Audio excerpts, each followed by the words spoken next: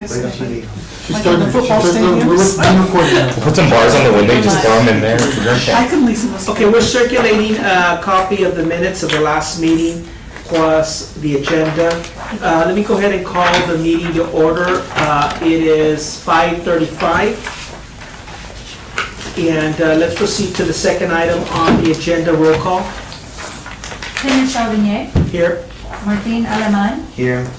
Nathan Bratton, Arturo Garcia, Here. Patty Goldberg, Here. Carol Alexander, Here. and Ben Quaid. But, You do have a quorum. We have one, and just for the record, Ben Quigg did call me earlier today, stating that he was not gonna be in town, and wanted to make sure that we were aware that he had made an effort to contact us about this.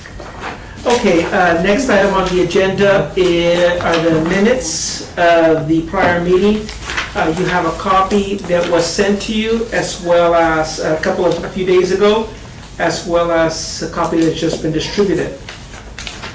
I'll give you a second to review the minutes of the last meeting to see if there are any questions, comments. Move to approve the minutes of the August 14 meeting. It's been moved that we approve the minutes of the August 14th meeting. Is there a second? Second. All those in favor say aye. All opposed, same sign. Passes. Item 4, citizen comments. Citizens are required to fill out a witness card and submit it to the chairperson or the designee no later than 5:45 p.m. and identify themselves before speaking. Comments are limited to 3 minutes per speaker. No more than 3 persons will be allowed to speak on any side of an issue. Should there be more than 3 persons who wish to speak on a particular issue, they need to select not more than 3 representatives to speak for them, and the presiding officer may limit the public comments further in the interest of orderly meeting. Speakers may not pass their minutes to any other speaker. Comments should be relevant to the city business and delivered in a professional manner. No derogatory remarks will be permitted. Item 5. May I have the sign-in sheet? I can just... Thank you. Take note of everybody that's here. Thank you. Next item on the agenda is a review and discussion on taxes collected within the TIRZ boundary. Yes, Mr. Chairman. As of September the 10th, and I guess I failed to change it to August 31st, but as of September the 10th, we've collected $264,905.75, which exceeds the budget that was being proposed. We were expecting to collect $246,186, so we're above by $17,967.78 for the year. Just want to remind everyone that based on how the plan was written or adopted, that 5% of this would be for administrative fees, which still have not been separated for the year. But nonetheless, these are the accurate numbers. So approximately 13,000 of that. Correct. Are there any questions or comments related to taxes collected? When you speak about administration fee, is that what we're gonna use to pay the consultant? No, that would be for the city, for any administrative. So what we're Meeting doing and right all now in this terms stuff. of keeping the minutes, the agenda, the room and the setup, that Okay. part of it. Okay. But yeah, that's, in addition to that, coming from the balance of that would be anybody that's hired to help administer the program. Any other questions? Very good. Since seeing none, let's move to item 6, review and discussion on new business applications obtained within the downtown area. And I might ask if you can move that for next time, because I did have a file, and I don't know now.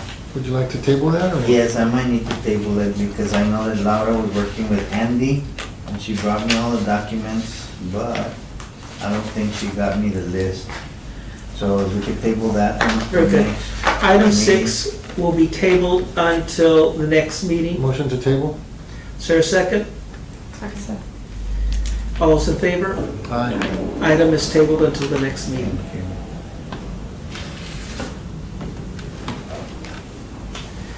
Item 7, presentation by Viviana Frank on the Viva Laredo Comprehensive Master Plan. Just as background, you may recall, we know that there are a couple of plans out there that we think that the TIRZ should take into consideration when developing its plan on downtown revitalization. And one of them is the Viva Laredo Comprehensive Master Plan, in particular that portion that pertains to the downtown area. And we asked for that reason that one of the principals who worked on the Viva Laredo Comprehensive Master Plan make a presentation to us on that subject. So I will turn the floor over to you, Vivian. Okay, so there's a chapter, vivalaredo.org, if you don't have this book already, which is all the chapters. You can go to vivalaredo.org and hit on the icon that's for the downtown inner city revitalization. And it's chapter 2, and the copies of these boards are over here outside of City Hall. The city manager posted most of the chapters right out of City Hall so that anybody walking in and out could see these. So what I would ask you to do is, as a TIRZ board, is to first of all adopt the City of Laredo Comprehensive Plan. The City of Laredo adopted the plan last October, or last September, really. I made copies of the chapter for you guys so that you can take it with you and read it.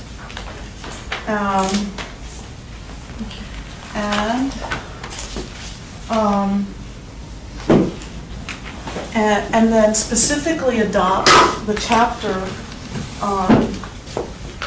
as part of the TIRZ board so that you can see the policies and goals that the city is trying to achieve. In this particular chapter, you can see here, I brought this, I can show it out. So, in chapter 2, you'll see the overall arching goal at the top of the chapter. And it's create a more vital downtown and downtown neighborhoods with residential options of all kinds, quality places to shop, dine and recreate while preserving, renewing, and evolving historic buildings, districts, and landscapes for the use and enjoyment of future generations. So there's existing conditions in the chapter, then there's community concerns. This is the way every chapter is divided. Then there's community concerns, and you can read those that were back then in the public workshops. And then the goals at a glance and policy are also in the chapter. There's an implementation chapter in this book. These pages are like an army for anybody who is interested in developing the city in a manner that forwards the comp plan. So in other words, you say, city member, council, this is what you approved, this is what we're doing, we're following your plan, we are advocates. You can develop an advocacy for downtown based on those goals and policies. And for the most part, that's happening. Jeff Speck, who came down and spoke to us, did anybody from here see Jeff Speck? You did. He's the guru of walkability in the United States, and he was so impressed with the downtown grid. And it's not only the downtown grid. Let me also explain. That's why it's called inner city revitalization. The downtown grid is really extends all the way across to the tracks and beyond, interrupted by tracks, and all the way to Arkansas. Really, the city grid is very strong in Laredo. It's connected. There are still, in our historic center, thankfully, we still have connections east-west. that are very strong. There were projects that were gonna debilitate that interconnectedness between the east and the west. Those are long gone. The project that that is gonna be realized is the one over here called the 4 Blocks Boulevard of the Americas, which we are working on as we speak.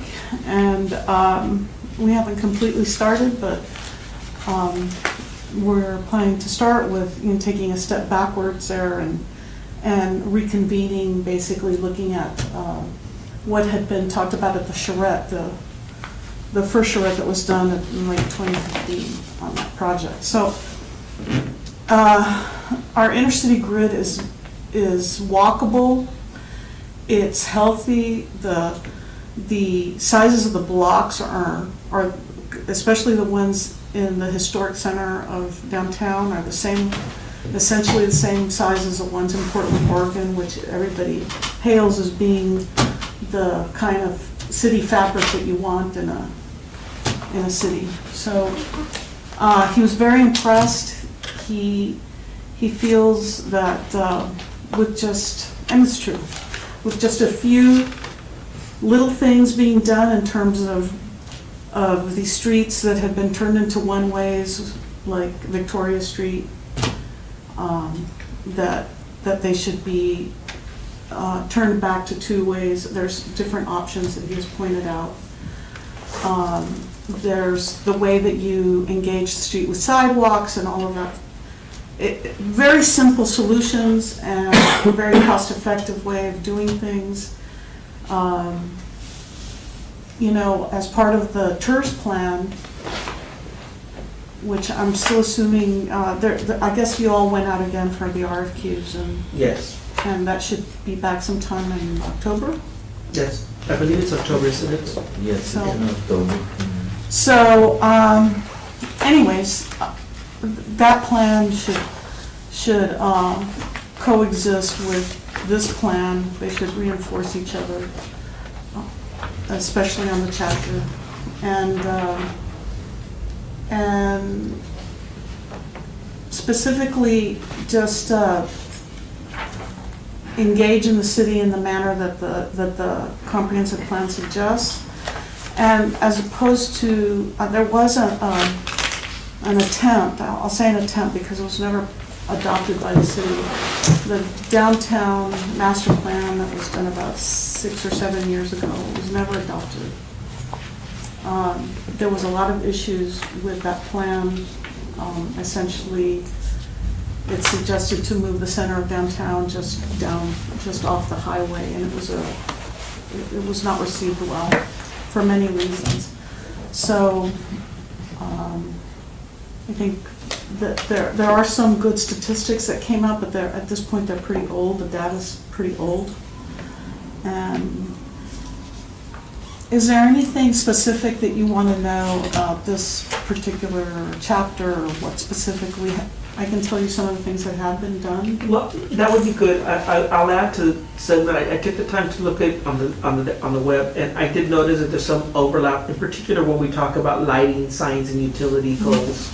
So there is some overlap there with what we've already been charged to do. So if we were to focus, if we were to say using the master plan as a goal in terms of areas that we could focus on, there are some things that we know we've already been charged with that would fit in right with the comprehensive master plan. In other words, we're obviously not surprised to hear this, that we would find overlap Sure. in what we're charged to do with, and with the suggestions that are being made, and the points that have been discussed. So one of the key issues, and one of the reasons I brought the economic development portion and the housing portion, which is chapter 9 and chapter 5, is because there's overlaps with other chapters. And much of the economic development plan for the city of Laredo, which is a chapter but it was a whole Citywide. strategy that was created and adopted by the city. One of the key elements is the downtown is the salon of the city. Not my words. I've heard that before, but not my words. It was talked about by Angelo Angelou, who was our economic development advisor, and he feels extremely, and it's the truth. Of course, it takes other people from the outside to say it, but our historic center and our inner city is, if it's not healthy, the rest of the city is not healthy. So it should be a place where you bring people and you show. It's the parlor, it's the salon. There's, you know, it's in the economic development plan. There are strategies for diversification that would include the spaces in the downtown area to be used for those kinds of businesses, including food, culinary, tech, and other things. So there's overlaps. And of course, housing. Our downtown, there's been a great deal of change lately. I mean, I think you've all seen it. People are starting to rebrand their buildings and work with the city on, well, first comes the policy and the incentives, then comes the rest. A lot of people, you know, look and see these changes and they think, oh, it just happened. And it doesn't just happen. Right. It takes, you know, this TIRZ was created directly because of the necessity to have a TIRZ downtown and to make those things happen. So, neighborhood empowerment zone, facade improvement grant, which is, Arturo can tell you, there's no more money. The last time that I was here, we spoke about, it'd be really great if you all considered a portion of those monies that you get for facade improvement grants. Because it really has helped the streetscape a lot. And so that would be something that I think that you all should consider in your plan and allocating money for. And that was discussed at the prior meeting, a prior meeting. I'm not sure which one it was, but I know that the subject has come up. City staff indicated we have to check to see exactly what can be done, because the designation of the funds are for public-related projects. Mm-hmm. However, I don't think that should preclude us from working with the private sector and saying, and I think what we brought up here was the fact that if a facade project is going on, it can easily be complemented with a public portion of it, a public portion which would, so that one side is not just doing something and the other side, that the private side is not doing something and the public side's not doing anything, or vice versa. And each acts as an incentive. The idea here being that, if we knew that there were facade projects be considered 2 or 3 buildings along a certain path, then the public portion of that, streetscaping and everything, might be considered by the TIRZ. But yes, the long answer to your question was, we have discussed it. Mm-hmm.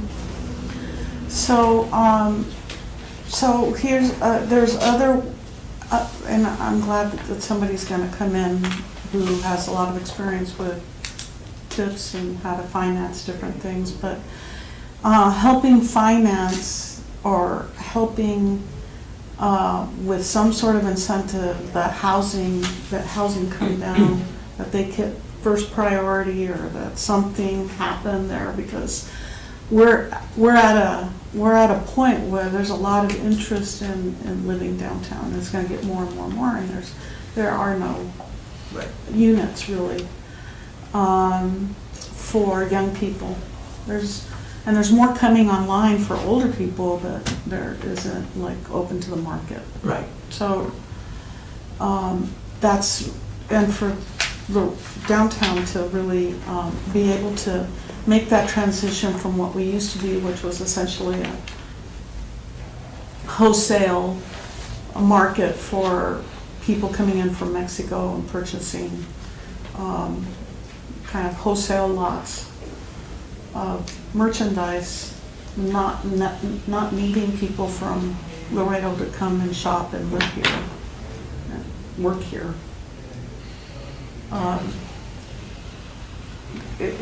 It is it is imperative that with this transition that we get housing in the downtown area.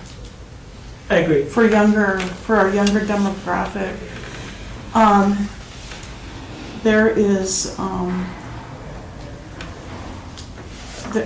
there, young people, 20-year-olds to probably up to 40-year-olds now, their desire is to live in a place that they can, where they can experience proximity to everything that they need to do today.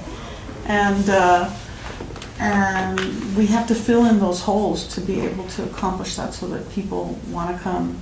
It's not that they want to live downtown and then travel 10 miles to their job. They want their job to be around here. Right. They're entrepreneurs. Sometimes they work 3 or 4 jobs, but they want to be near the incubator or some kind of tech facility or something. It also makes you wonder how many people work for either the city or the county that are of a certain age that have given the option, would live downtown near their offices. Sure. And that's given that you already have those employees downtown, they almost become a group to market to. Mm-hmm. Yeah, I agree. Maybe what we could ask you to do, and I don't know if you have anything else to add, No, unless there's some specific questions or. We planned as a next meeting or next meeting, we're not sure yet, to do a walking tour of the downtown area. It'd be nice if you would join us so that you can fill in some of the conversation there. I have a preliminary suggested agenda. And what I'm going to do is I'm going to ask city staff to circulate that so that we can then set a time and date so we can use that as our next meeting. Mm-hmm. It's been suggested to me also that we should do 2 of these walking tours. Well, more than 2, I'm sure everybody would agree, but definitely at least 2, one in daylight and one at night, Mhm. Yeah. so that we get a feel for both cities. Dress accordingly. Exactly, address accordingly. Well, I think it's the same. No. Unless we're Obviously, you haven't been at unless we're night. stopping I'm in just some of the kidding.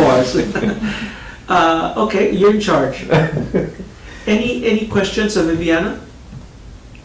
I guess, was there any specific action that, we can't take action on this item, but is there any specific action that you were seeking from the No, board? I was asked to come into this presentation. I Right. have no, I think that, I do think that you all, as a board, should officially adopt, if you haven't already, the comp plan, just as the city has adopted it. And then specifically these chapters, and that way it's a formal action on your part. It will. We'll put it on the next agenda. Henry. Yes. May I comment? Yes. On the housing, just really quick, so last Wednesday I brought some folks from the Housing Authority, I'm on the board over there, and I had them tour the downtown, and we walked into a couple of spaces that are available for sale, and with this idea of bringing back lofts, or bringing lofts to the downtown. So hopefully in the next couple of meetings, we can come back and make a presentation about a potential project. But I think it would be good to integrate, there's one particular place that we saw that I thought is very viable. It's not a very large project. It's not very small either, but I think if we walk in there and take a look and kind of envision what it could be to live up on the second floor, and I think it's very doable too. I don't think we're too far away from being able to make that a reality. We just need the right partners.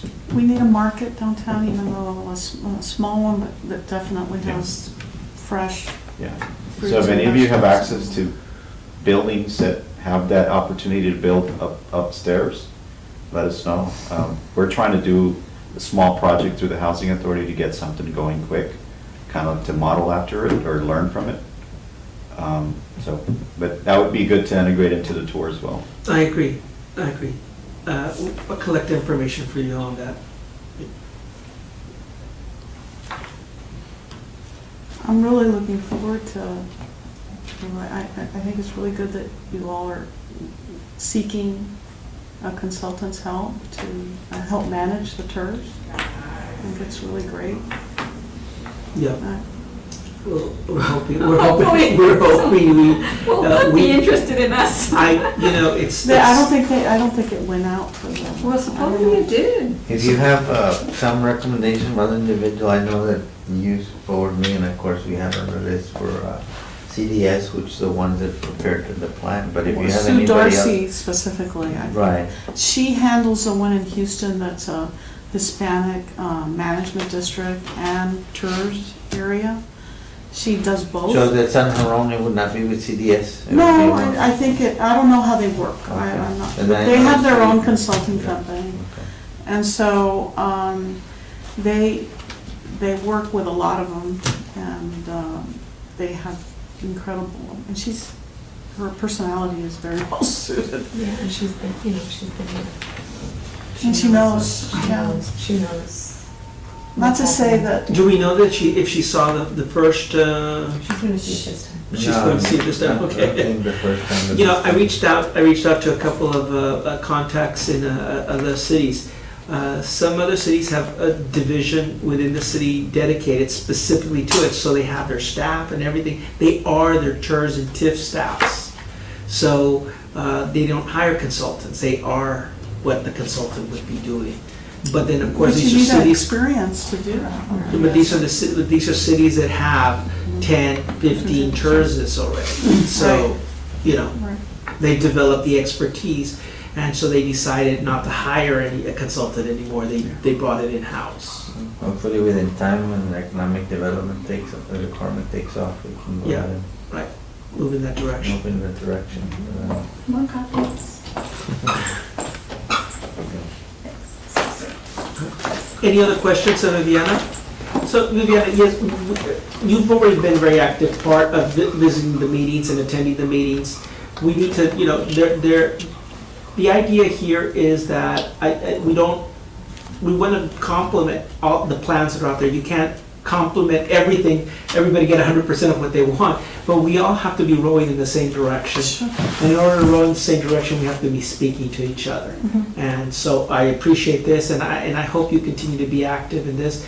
We send out notices on a regular basis. Whenever we meet, I hope you're getting the notices. Yeah, I had a conflicting meeting upstairs the Oh, last. yeah, no, but I mean, you do get the notices. Yeah, I believe you're sending them to me, right? It's Laura. Oh, okay. Laura. Yes, and so Laura's very good about taking this list we have that visitors come in, and she just adds and makes this list larger and larger so that everybody who's been here at least once starts getting information about these meetings. So that if you're interested once, maybe you'll come again. Okay, very good. If there are no additional questions from Vienna,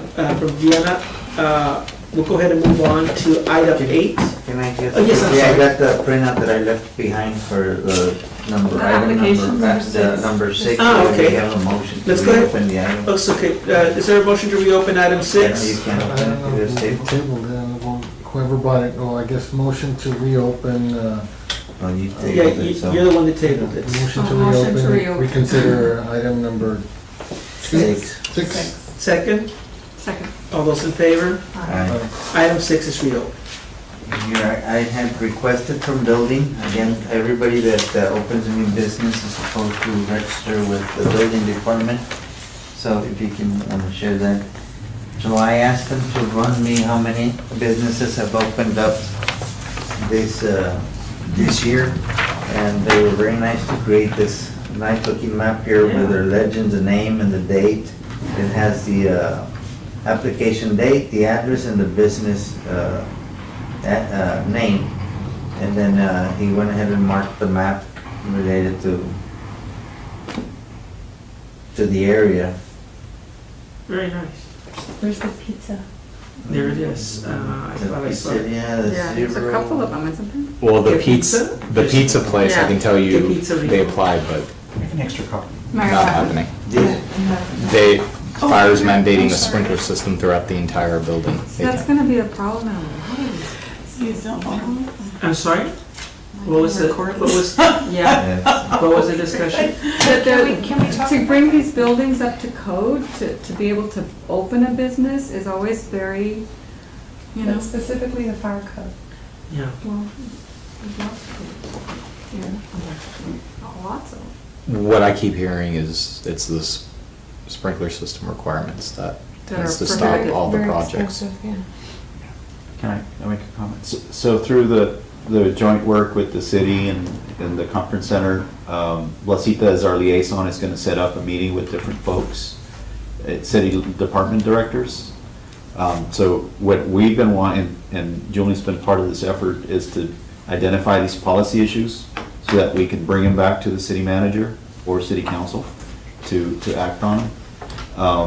I think we're gonna start with traffic, public works, and police department. You brought up safety earlier. But we could probably also invite, Julian he's gonna be part of this meeting, so we could certainly tag team the effort and start addressing some of these policy issues. And they're gonna take a while to kind of go through, but They do take a while, exactly. we do need to present them Yeah. from I mean, beautification to fire code to number of things that. Yeah. very good. Are there any questions on Martino on this? This is great, I like that. Thank you. I appreciate And I've it. talked to them, so with this, they're gonna continue adding up and give them, and we did kind of talk about that as far as application and now open to see if there was something, but. And how long they lingered on, Right, right, that so. they never materialized. So we're working on that to see how we can just kind of continue updating so that we can have this list available for us and anybody else, but Do businesses that close register closure? I don't think so. Not with the city. So that's part of what we kind of ended talking, because we said, well, are they here, are they not, you know, when did they open? When did they And close? we don't necessarily have all that information, so. Well, we we can were- take it on our walking tour, Yeah, just check and see. just give us an idea. So I came on Sunday morning early, so I didn't get anybody to look at the walking tour, see what we could put on there. And there's so much Thank you, and I received the to information. see. Well, I know it was late, but I started here at City Hall, there was a lot going on here with all these notes. And it was so, then when I got down there, so, I don't know, it looks like it's at least 4. It's a multiple meeting walking Yeah, tour. concentrate on different zones at different times. And Yeah, but I think we should start over And there. we said as much. So what we'll do is, working with city staff, Carol was good enough to put a proposal together for maybe a first walking tour. We'll work with city staff, Martin, to see if we don't make that our next meeting. What are the rules on that in terms of, we're designated to meet on Tuesdays, but if we met on Saturdays, is that a problem? It's just a As long special as it's a meeting. posted- as long as it's posted. That's a special meeting? It's a special meeting. Okay, very good, okay, very good. So I will send you the information that we received. Thank you, I appreciate the work you put into Yeah, I it. think we need to look at that. Yeah, before- but yeah. still. I put draft across. No, I got it, but Okay. I appreciate your work on that. Thank you. Okay, sensing no more questions about the map and businesses downtown, let's go ahead and move on to item 8, presentation by Jose Ceballos on the, yes. I'm sorry, I have Yes. one more question about this stuff. I know, and Vivian, I know that we've looked at that, or in the county, that they were incentivizing to the point that if you were a club or a restaurant at some point, you had to open up in a certain area. Does that happen here? Yes. We have the incentive program, the city. Well, yeah, but in McAllen, it's like, you wanna open up a bar, you're opening it up there. Oh, really? Yeah, they What took it to a area? whole- I don't know if that's still No, it's not. in plan, but Oh, no. it's when it just- first started, that's, But I guess is your question, do we require them to open in a certain area of your certain club, or do we have incentives? Because we did put based on what we were talking, it's incentives if you're opening on the 8th. has anybody adopted those incentives, or gotten those incentives? Yes. That's what I'd like to know. They have? Well, Yeah. I think 1 or 2, because Because they, like, Julian, did Sal go for the Id Street incentives? Yeah, you just look really confused on the whole process. So is there, Any help that people can get? What were they? What are the incentives? $50,000, up to 5 years of reimbursement of 1% of the, you pay 2 cents, 2 and a quarter for sales Technically, you're tax. getting your We 1% put sales tax back. up to. 500,000.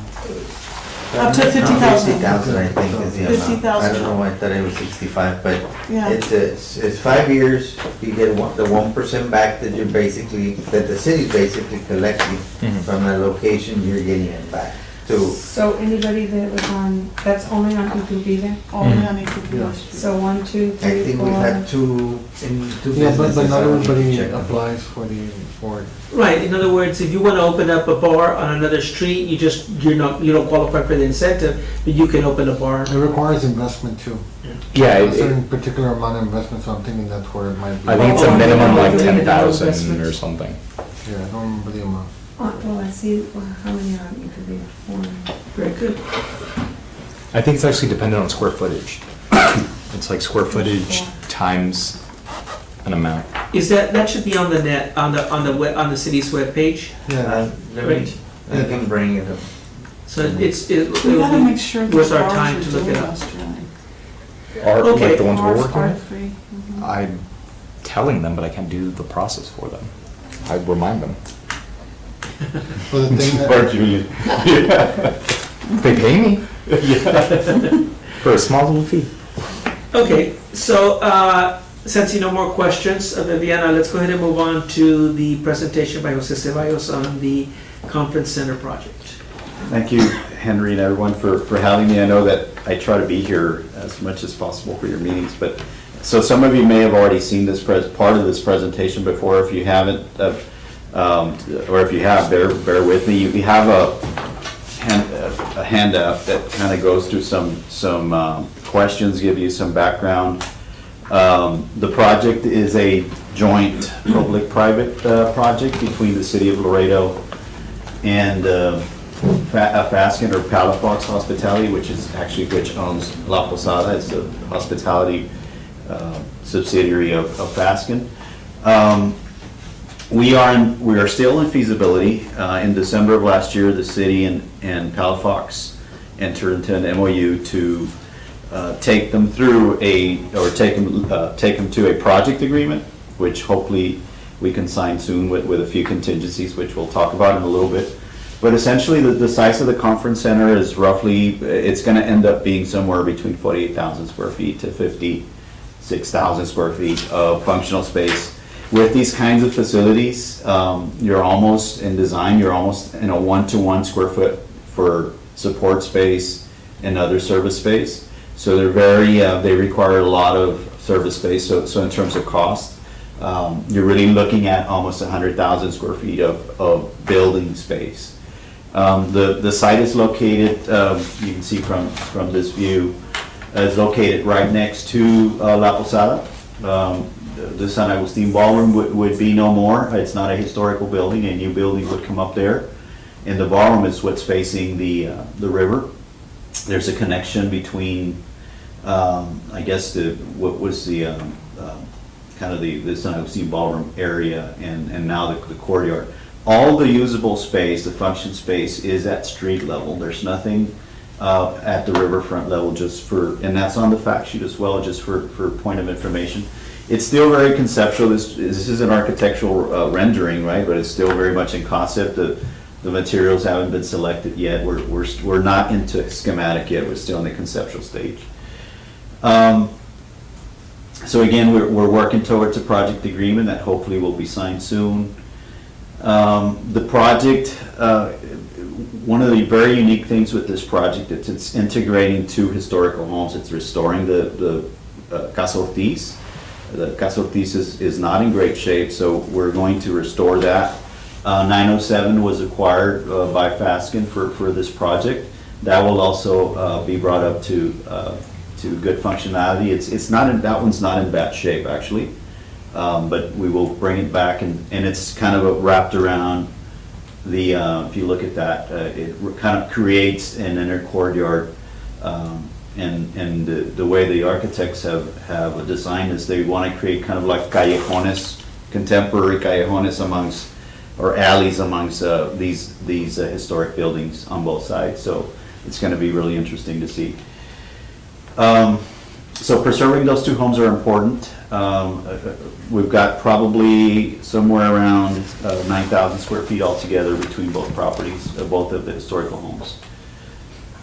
This is, and this kind of site plan, there's been several iterations of it. It integrates, obviously the riverfront is owned by the US government, at least up until the flyover, that yellow line. I don't know if we have a pointer, but this line right here. This property is actually owned by the city, the River Vega, but from here up, it's GSA property or US government property. So we've been working with them to design something that we think would be acceptable. We just had a meeting with them last week with GSA, and so we're coming up with options that we think will make it an all-win for everybody, for GSA, CBP, the city, and of course Palafox.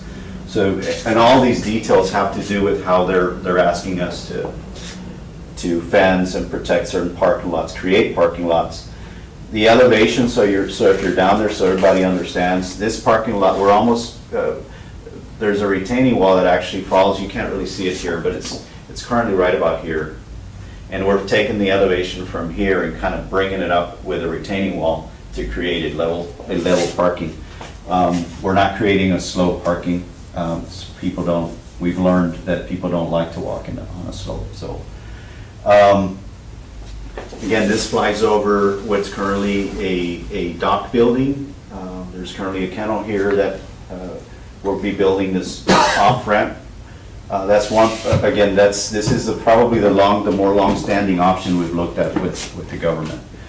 That building in blue is currently where they do some training, and that's a 2-story building. That's remaining and for them. So. And feel free to ask questions as we're going along. What kind of buildings are the blue buildings? That's a government building that's connected. Are they trailers or is it? No, it is a CMU build, Okay. block building, Okay. masonry construction, 2-story. Government's thinking that they're going to create a secondary station there. Again, this is all in concept. As we get down to a final agreement, it'll be refined. But again, the kind of the wraparound. This is the big ballroom, and then there's meeting rooms. I'll show you the next aerial there. This shows 5 meeting rooms, but we're actually in another iteration. We're trying to get 6 in there. And this particular corridor is actually open to. We envision it all be glass in what's facing the river, so that we don't obstruct that river view. So ballroom, meeting rooms, a couple of boardrooms. This is current. In this layout, we have an administrative reception area. And that's where we've got to work through schematics and figure out how we connect back to the plaza is real important. So I think what you're going to find when we get further on design, these connections back to the street level are going to change a little bit. So that we are actually becoming part of the cathedral area and the plaza. You're going to see that change in design, because we're already talking about improving that. Is the CBB going to be moving back to this area here, or are they going to be, didn't they move to the Portal? Are they going to be moving back over here? Or? No, Arturo, and really that we thought that maybe the use of that early on, that 907 could serve that purpose. But really, there's probably a better use for that 907 property that's integrated into the events of the location.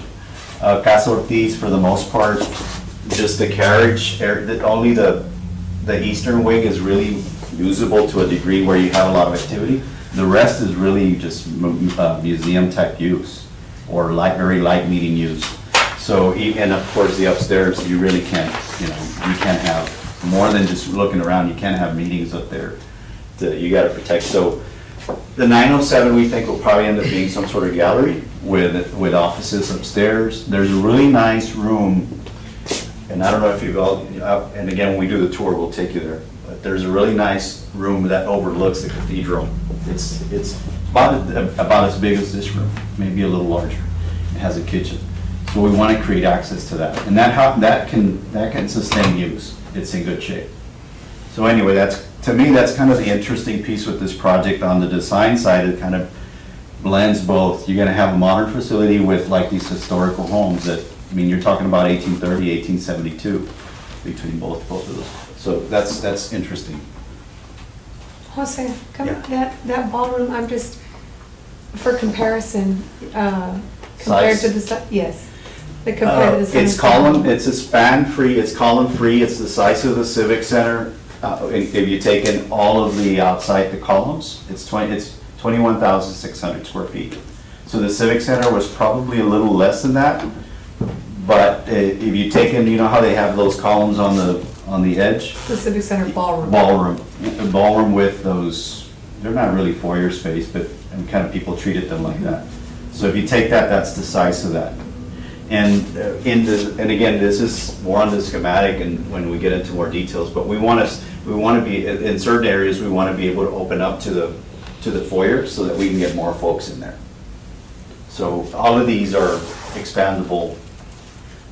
We're thinking this was an original, but we're thinking we're probably going to do 5 partitions on the ballroom so that we can actually create like a center area. It can go in here, back here, back here.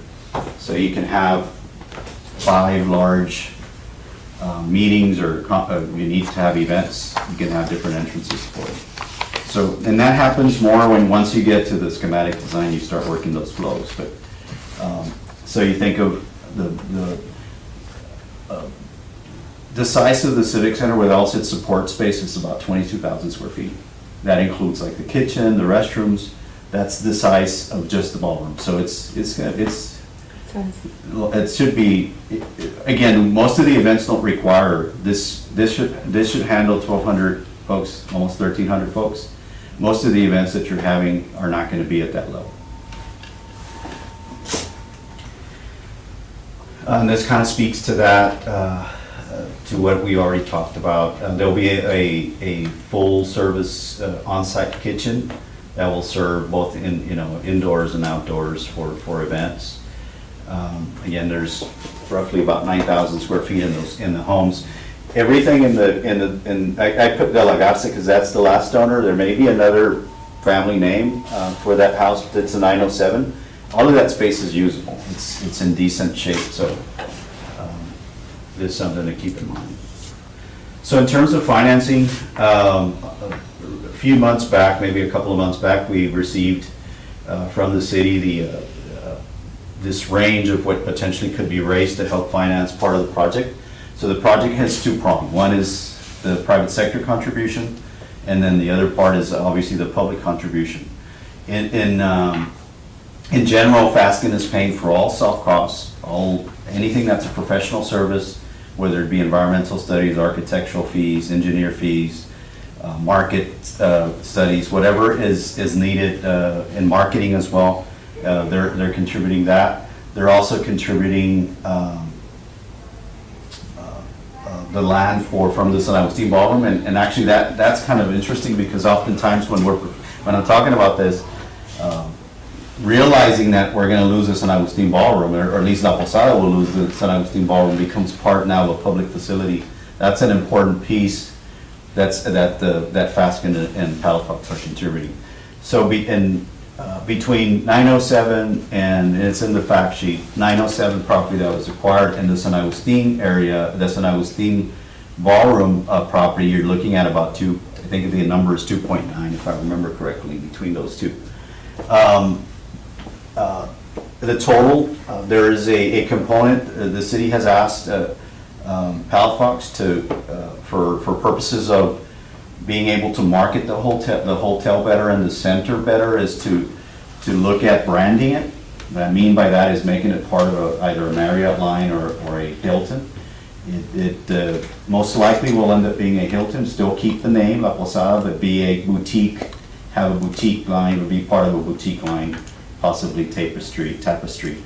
That involves upgrading the hotel, right? So we think that investment, we don't think, we have an estimate that tells us that's going to be probably about a $7 million expense to the project. For the city, the sources, and Martinez here, he's kind of the expert on the city side, is 12 million proceeds from the sale of the former Civic Center, 4 million in capital improvement funds that were allocated during budget, and then this Proposition B that will be on the ballot this November, will hopefully raise somewhere between 12 and 18 million. To get us to 33, we need obviously 17 million. And that will, again, at that point, we would get into schematic and start finalizing the design and hopefully lead us to construction in the spring. The total project that includes what's happening both on-site at the hotel is $50 million. Again, that's estimate. It can change if there's less money raised. It could be a little less. It probably won't be much more. So, any questions on the finance structure? I'll note also just that the TIRZ, when it was written up, and the funding of the TIRZ, 20% is dedicated to conference center related projects. Yeah. Martin, that's being leveraged, correct? Well, actually, not in this particular financing, but it will be put in there, and that's being considered in other areas, and the reason for that is because it's not an established revenue that you can say we have X amount of dollars that will be coming in, and it's only 20%. So when you look at what we're currently collecting, so it's not much. So we're contemplating to use it for maybe other areas that won't be the financing portion of the overall structure. Well, and the point of mentioning it is that it's built into the TIRZ plan that was already approved by the council.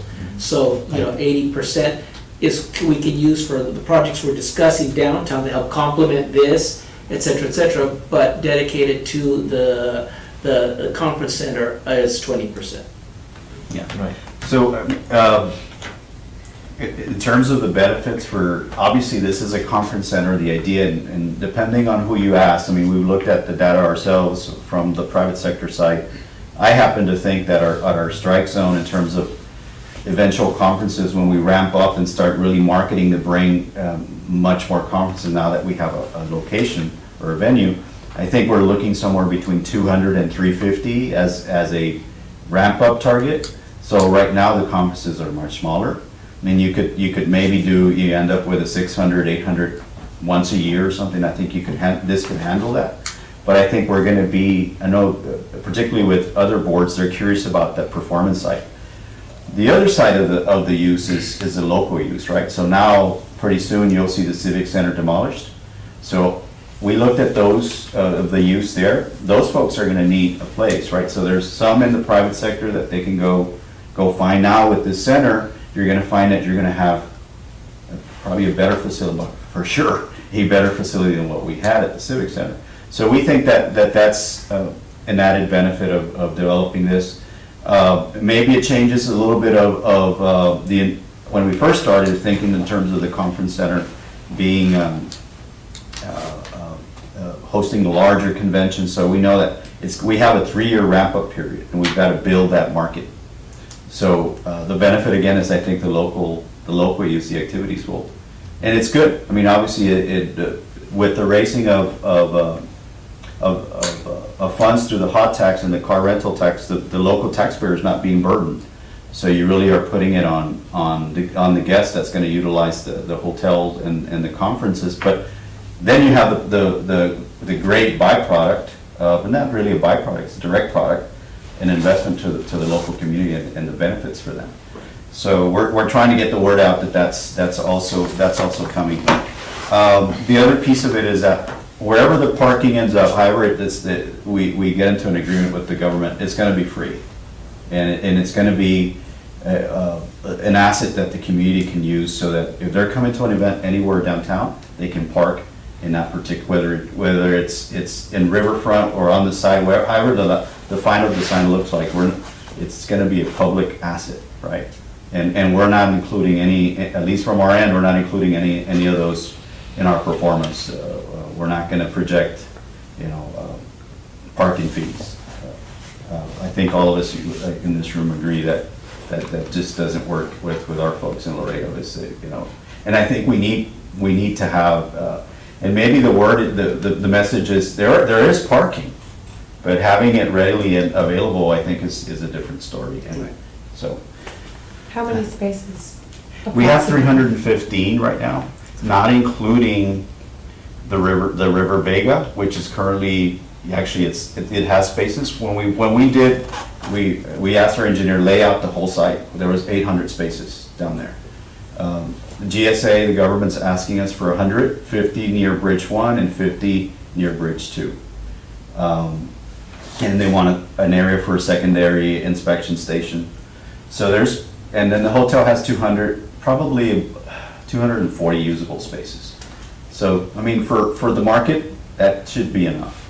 And if everything works, then, you know, you need more parking. I think that's a good problem to have to, you know, if we're really bringing 500 folks regularly or in 5-10 years, I think that's a good problem to resolve, because then we've reached our goal. I only got one concern for you on that. I think just take into consideration, there's a lot of folks that just park and walk across and go for several days and leave their vehicles there. So if they understand that's gonna be free, some sort of mechanism is Yeah. gonna have to be worked out, so that way you don't wind up leaving it for several days, maybe just a day trip back and forth. I completely agree, and I think that issue is gonna have to be resolved like in the next few months, because we have, when I did the research on Iturbide Street, I mean, right as you get to Comment, you start seeing the cars parked, and I'm like, well, it's pretty early, we're the only ones in this place, and we were going to talk to the bar owners, right? So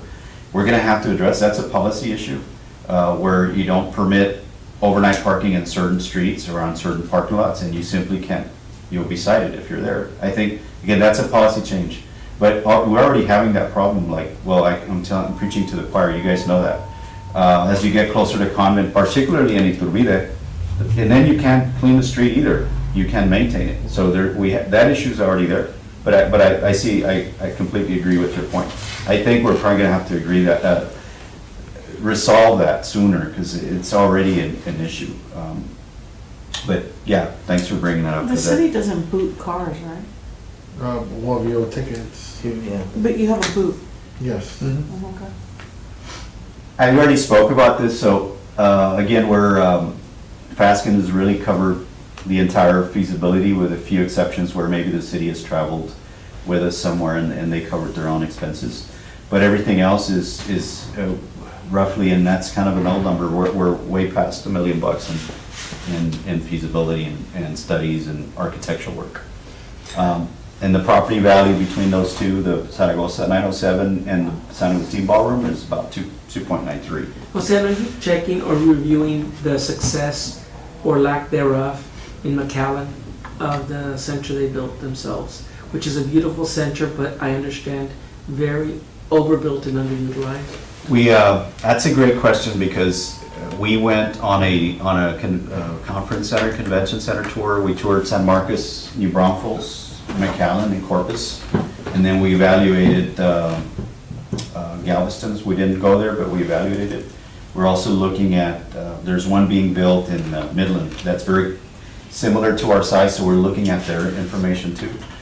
What we're finding out, and when we actually went to Corpus first and then we went to McAllen, is that the information for their events is mostly not public. The only thing on their calendar is really events, public events. They don't put weddings on, they don't put business meetings or business conferences on. So what we heard from, and this was verbal, right? I try to get the information in writing, but it's kind of proprietary to them, because I guess they're competitive markets. 200 plus events unposted in Corpus. What we heard in McAllen, and we've talked to different people, so some of this has been corroborated, more than 600 events in McAllen. So there's not an underutilization of the center? No, not anymore. Perhaps, I know that at first. Now you've got when we saw McAllen, the whole complex is pretty impressive. Yes, it is. And some of the hotels there that have conferencing capabilities are now taking the smaller conferences and events. But it really, to me, and by all appearances and by talking to the staff and others, they appear to be successful now. Corpus, of course, is an entirely different market. They have an arena, they have an aquarium, they have they're missing a host hotel, which is, I didn't speak about it, but one of the reasons why we're downtown is because there's a host hotel with capacity to actually make us viable as a venue. So event planners look at these lists, and I didn't know this, and this is stuff that I've been learning over time. We have HBS as a consultant, he did the work, but you don't make the cut for a conference planner if you don't have a host hotel. And then all the other things, air service, walkability. So we've got work to do to ramp up, but I think having a venue, like right now, we're not gonna compete. But as soon as we have a venue, I think we can work towards all these other elements.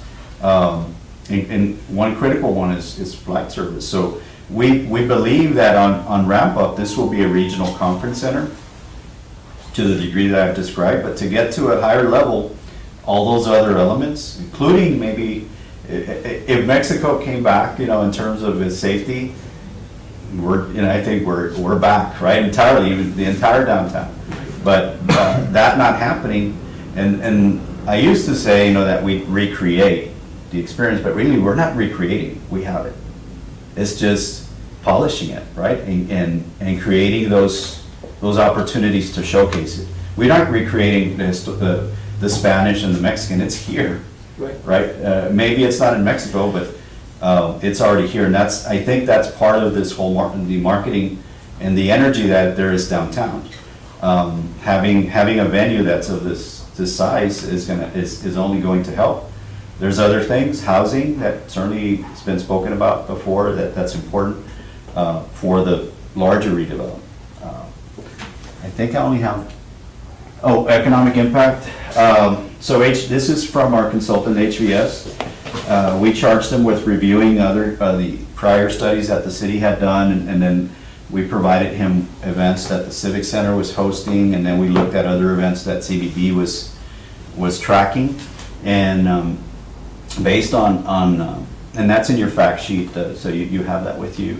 It has the potential of hosting that many events, of course, of every size. So you could have a business meeting that's 20 folks, you could have a conference that's 250 folks or 300. We don't have construction jobs in this quote, but of course those are temporary, but at least between the hotel and the conference center, there's 157 jobs that will be supported through this effort. So at least 2 events in the facility per day, more or less. Oh, you can have more than that. No, you can. Oh, I'm yeah. saying, using the number you have there, 650 events annually, if they were evenly distributed, we're talking about 2 events at a time. I just, to me, just the wedding potential for as a local benefit. Yeah. I mean, that, you already have that, like, that's already happening. With the type of courtyard that I think we could develop and what's happening at the cathedral too, that, over the next 5 years, that it's gonna look, we're all hoping it's gonna look different, right, if we all work together. Very good. These are just some FAQs, so you have them on the sheet. We're trying to make sure that folks understand with Proposition B that who's going to pay for this, right? And unless you're local and go rent a car, for the most part, you're not going to be, or rent a hotel room, you're not going to be paying a tax. So we're encouraging folks to learn and learn that information and pass it on to others. Who will own the center? Just for clarity, the entire center is going to be owned by the city, including the parking. There's no taxpayer funds being used on the Fasken side of the project. It's the other way around. Fasken's actually donating property and contributing. Architectural fees range from 8% to 12% depending on the type of project, so you can do the math. All marketing, legal costs, so, but the center is owned by 100% by the city. The proposal, once we have a project agreement, is for Palafox to manage, which to me I think is good, because it kind of puts skin in the game going forward. You have a vested interest to see it succeed and to market it to that success. This is what's next for us. We need to continue and conclude the negotiations We call it the like-kind exchange. The riverfront property is appraised at right about 1.7 million in terms of the land and the structures that we need. So we need to keep working to finalize that. Reach a finalized agreement with the city, with contingencies, obviously. Proposition B needs to pass. We need some land from the government. By the way, Casa Ortiz is owned by the county, so they have pledged it to the project and to donate it to the city for the purposes of this project. They've been very consistent with that pledge. Obviously, passage of Proposition B, get past conceptual into schematic design, and hopefully begin construction in the spring of 2019. That would be the ideal calendar for us, given all that we've done to this date. This is purely, the next slide is purely for information purposes, not to solicit any sort of for or against, but we did on the private side, we are engaging in a campaign to promote Proposition B. And you will start seeing this El Centro C campaign take off over the next few days. And in fact, next Tuesday, we'll have a press conference at Casa Ortiz at 10 o'clock to formally announce the campaign and to help basically educate folks. Because I think there may be some confusion in terms of who may be paying this tax and who owns the facilities, the things that I covered on the back end. Just being clear about, and what are the benefits to the local user? Although yes, this is a conference center, one of its purposes to solicit visitors and to reach out to the region to bring events, but inherently you have a great facility that the community can use locally. And then just getting information out, so you'll see this and hopefully join us at the event, and you'll see us going forward through the end November 6th in trying to push the proposition. Any questions for me? This is exciting because again, there's so many movable parts in this downtown redevelopment plan. Something that was discussed at the last meeting was the fact that you were working with a group of coordinating, not a coordinating body, I don't know if you were going to lead it. The Bar Association, I mean, it's really Bar Plus. I don't know what the final name will be, but there's a lot of energy there. And you've already covered it earlier, but. And so we'd like to be included in terms of keeping us abreast of any meetings that go on so that we can attend them. And the TIRZ was not established to be a coordinating body for all of these associations, but we need to participate. Our members do need to participate. And for example, I appreciate Carol and Ben having attended that last meeting that we were not able to attend at the shops. So so we have representation there at these meetings and promotion. I'm sorry, Patty, you were there, and I appreciate your being there as well. We can't always attend everything, but we need TIRZ representation at these meetings so that the various committees and organizations see interest by the TIRZ group. One of the things that we're doing, we knew this was going to happen, and luckily, Norbert and others at Fasken have really allowed us to get really involved in redevelopment. It's not just about the center, so we, like I'm authorized to engage whoever is an active part of redeveloping downtown and help out. So like on these policy issues, we have a regular conference call with Blasita every week. So we have the attention, not that we don't have it, but at least there's a systemic attention, right? Right. So we can bring issues and tackle them. I'm sure she's not gonna resolve anything, but I think that energy can be helpful, just like having a monthly meeting here. I mean, just for me, and I'm not just saying this, when you first start, you've come a long way just in terms of knowledge. You know the issues now downtown very well, it seems to me. Just based on having a regular meeting and asking for the information. It's not a matter, it was not a matter of just living and working downtown or having investment in downtown. We need to know what's going on in terms of projects. I was just gonna add, and you having that meeting with Blasita, we have our executive meetings every Monday, so. I'm sure she talks about Blasita comes in and we all share, what's going on, what happened during the week, so she briefs us in reference to what's been going. I think You it's just talked hurtful. about the meeting you all went to. In Dallas? In Fort Worth, Dallas, so she kind of briefed us on that. Yeah. And to see, Yeah. So Jose, you also heard earlier our talk about having people apply for this consultancy contract. Yes. So if you do know anybody that may be interested, please don't forget to mention Okay. it to them so that they can check it out and add their name to Absolutely. the. or send me the contact, Okay. and I'll make sure Yeah. they get an email with the information, and Yeah. that way if they don't have time, at least they'll get a. Yeah, An email. I mean, to me, it's just one more person to add to the team, right, to get us moving and, like you said, rowing in the same direction. I think, because I've been, last time I told you the story about the tree trimming and all that on Iturbide Street.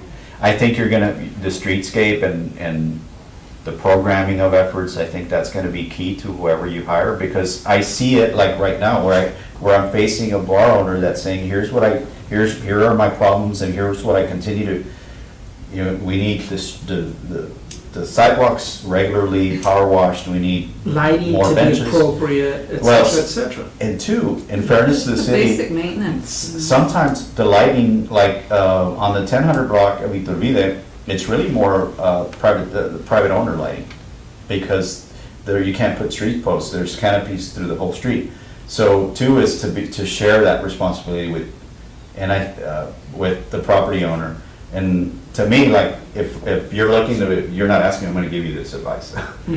The person that comes in should be able to work with property owners and suggest a light fixture and potentially 2 or 3 electricians that are available to take care of that, of their issue with, like, to me, that's the practicality.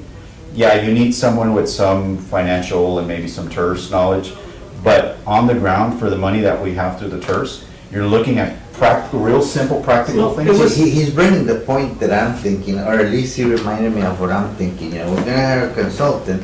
Do we want a consultant, or Right. do we want more of a project manager looking at how we And put that's, this and that's plan what we into, want. you know? So we Or maybe you get someone that can do both, No, but we- to me, there's certain level of practicality that needs to come, because you have Yes. 250,000 maybe that you'll be able We've to had use. some discussion on this in terms of, the expertise of establishing a TIRZ the TIRZ is established, so you don't need an expert on how to establish a TIRZ park. What we do need is someone who has experience in downtown or inner city Redevelopment. development, right? That kind of expertise, that has experience that you're talking about, coordinating this lighting areas, working with facade development and things of that nature. Well, yeah, but what they're gonna tell you is that a TIRZ, you're putting in the infrastructure, you can put in the first light, but you're not charged to maintain it. That should be the property owners on the street who are receiving that benefit. Otherwise, it's gonna be maintained only when it gets really bad Right. and everybody's screaming. Right. And there's no, and then the city might begrudgingly go because, And that's what we're hoping to, and that's what we're so, hoping to work around. Yeah, I think, and really, Jolene deserves a lot of credit for pulling that group together. They're ready to be organized. Good. And I think you start with a very low hanging fruit, a beautification project, and then you drive that energy and use it. It wasn't there, like, Yeah. and if it was not being, it wasn't sinking. Well- So you have some of that. The other day, one of the most popular blogger in town, which we all know on Facebook, was driving downtown and suggesting that it was booming. Of course, I knew there was activity because we're down here, but she was driving that, and I think she was driving that because she may perhaps know some people that are redeveloping and are investing in some of the recent. are you speaking of Gordy Loca? Yeah. Oh, okay. So, She was at Cultura. Well, that's good. Well, Julian, thank you. But to quote Yogi Berra, count us in or include us in. So in that list circulating for potential meetings. Okay. Thanks. Yeah. Any other questions, Jose? Did you get an email from the? Motion to adjourn. Sensing none, We're that's using the next Facebook. item on the agenda, adjournment. No, for There's a motion that we notifications. adjourn the Oh, meeting. yeah. Is there a second? All those in favor say aye. All those opposed? Meeting adjourned.